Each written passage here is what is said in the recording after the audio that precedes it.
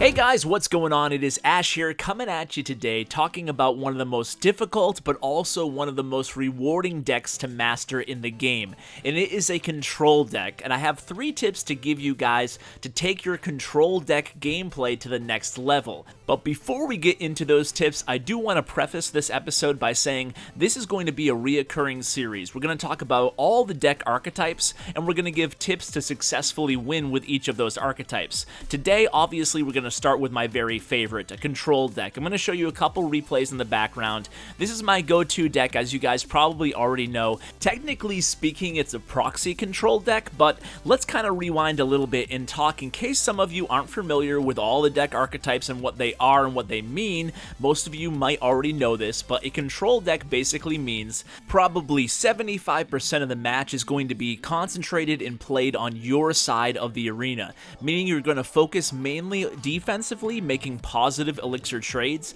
and then translating that into a really solid counter push, or just picking your spots and chipping away at your enemy's towers. You'll note that most of these wins using a control deck is going to be by 1 tower, so a 1-0 win, or a 2-1 win, or a 3-2 win. You're not really going to have a really powerful deck like a beatdown or aggro deck where you're really trying to get a 3 crown every time, or at least you have the capability of doing that every single time. So now let's get into the actual tips now that you know exactly what a control deck is. Now, a proxy control deck, I did mention that earlier, that's kind of when you go ahead and combo these defensive moves with a offensive weapon, like it could be a hog rider, that's what makes mine a proxy control, or it could be a miner or a goblin barrel, something that is played primarily offensively, but you put that into a defensive context in terms of your deck composition. So anyway, 3 tips for you guys all about control decks, how to really win with them. And some of these tips, just a heads up, might be a little bit obvious for the seasoned player, but you know what, even if you already know a lot of these things, they're really important to keep in mind every single time you go to battle. Even me personally, sometimes you kind of forget these things, and sometimes you get a loss or 2 under your belt and you start playing more aggressive. Remember, you don't really want to play aggressive most of the matches when you're playing a control deck. You have to think defensively, you know, like I said, around 75% roughly of the match. So what you're trying to do, obviously, is build up that elixir advantage. And you do that by making a series of positive elixir trades. What's a positive elixir trade? Well, if someone is charging at you with a prince, say, and you take it down with a skeleton, that's a very positive elixir trade. You're netting 4 elixir off of that trade.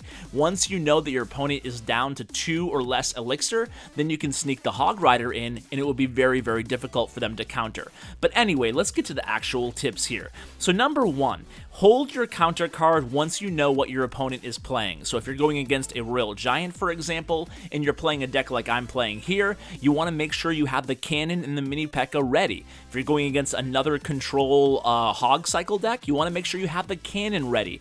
In other words, you don't want to use your one and main defensive weapon in a time where the opponent's not playing that one key card that they have.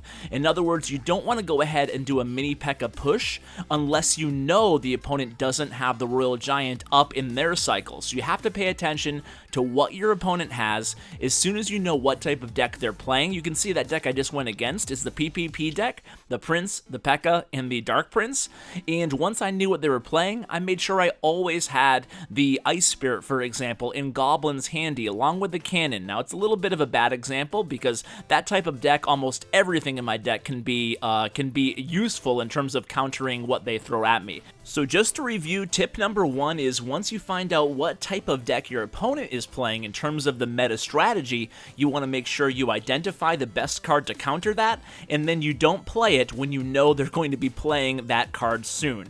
Okay, moving on to tip number 2, and I kind of touched on this just a minute ago now, and it's don't do a counter push when you don't hold the elixir advantage. Remember, this is a control deck. It's not meant to be the main aggressor in your match, unless of course, you're playing another control deck. But even if you are doing that, you want to make sure that you're not just, willy-nilly going after your opponent's tower when you know you don't hold the elixir advantage. The number one way you can lose matches playing a control deck is if you go aggressive. For example, if you're sitting on full elixir and you have a Hog Rider and Goblins in your deck, but in your hand, and you know your opponent also has a full elixir bar as well.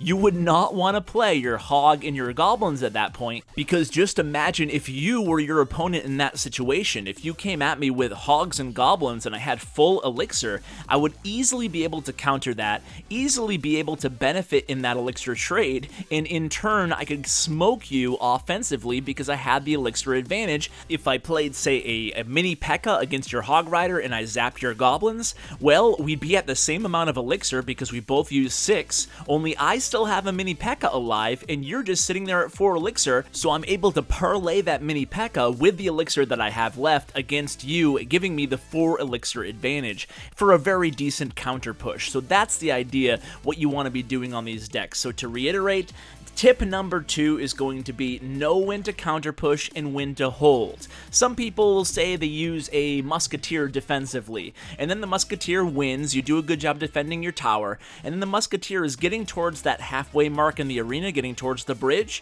Some people have a tendency, say they have 4 elixir exactly left, to drop that Hog Rider onto the opponent, and that's where you can get yourself into trouble. You say, hey, I have a Musketeer already going over the bridge, why not parlay that with a Hog Rider going over the bridge? And sometimes that's just not the right thing to do. It's like pretend right now that I had enough elixir to drop this Hog over here in the left lane. You can see that the opponent would easily be able to counter that Hog had I dropped one over there, and then it would have been very, very bad for yours truly. So keep that in mind, guys. In tip number 3, teach yourself how to keep tabs on your opponent's elixir. It may sound very simple, but the better you can be at that, the better you'll be playing control decks. So it's very important to know where you stand in terms of elixir. You want to maintain that advantage all the time. And even if you have the advantage in terms of elixir, it doesn't necessarily mean that you want to go ahead and be super aggressive when you have a 1 elixir advantage or a 2 elixir advantage. It's a slow play. So use your towers defensively to help you out defensively. Compound that elixir advantage that you're slowly going to gain throughout the match for a big, strong push. Those are the keys to playing a control deck. A control deck can be one of the most difficult decks to play in the entire game, but once you master these 3 basic tips, you can have success. And with that, guys, let's go ahead and move on to the CWA Community Corkboard. What's going on, Ash and his viewers? I stumbled across your Mob Crush stream but a couple of months ago, and I managed to slip into your tournament on time, and you and I had a battle, and then I went and had a look at your channel, and I subscribed instantly because I saw your life story video, and I just really shared that opinion and your message there. And I've been watching ever since, and I realized we have similar opinions on a lot of things. Great content, by the way. And I wanted your input on something. I sent a message to Supercell about a month ago, and there's no progress. I've requested something for us. I think that the free players really need that change in the game, so I've made a video about it. It's in my channel. And I realized that we need a voice, somebody that will be heard to start a discussion and get the ball rolling. And I think you'll be the perfect guy for the job, sort of a liaison. Just on this one, I don't know if you want that on yourself, but I hope you'll accept. I think everybody would agree you're the perfect guy for it. And go ahead and check it out. I really appreciate it. Also, have a look at my channel. I do Clash Royale, PC games, maybe even Pokemon Go. We'll have to see about that. And that's it. Sorry it took more than half a minute. Thank you for the opportunity, and clash on, guys. Hey Waza, thank you so much for the message and the voice memo. Huge shout out to you, your clan, and your YouTube channel. I'll be sure to link it in the description below. To answer your question, I believe that yes, absolutely, there needs to be big changes coming to the game in terms of making things a little bit easier to progress for free-to-play players. I think that's definitely one of the main pain points, if not the biggest pain point in the entire game right now. It's very, very difficult for free-to-play players to to compete, as you mentioned in your video. So it definitely appears we are on the same page regarding the problem. I'm not sure that I think that your solution is the best way to solve it, no offense at all, but I'm sure some people might agree with you, so I'll go ahead and link it, the video you're referring to, in the description below, and thank you for the kind words in your actual... Oh, my opponent just left the match, I'll take that, but thank you for the kind words in your actual video as well. I'm not sure that maybe I misunderstood your video, but you seem to think that your level actually dictates who you're matched up against, and that's not the case. But I do think there will be fixes on the way as early as tomorrow for free-to-play players, so stay tuned for those, and a huge shout out to you. Thank you so much for your support, man. So guys, thank you so much for watching. I really appreciate it, and as always, take care, guys.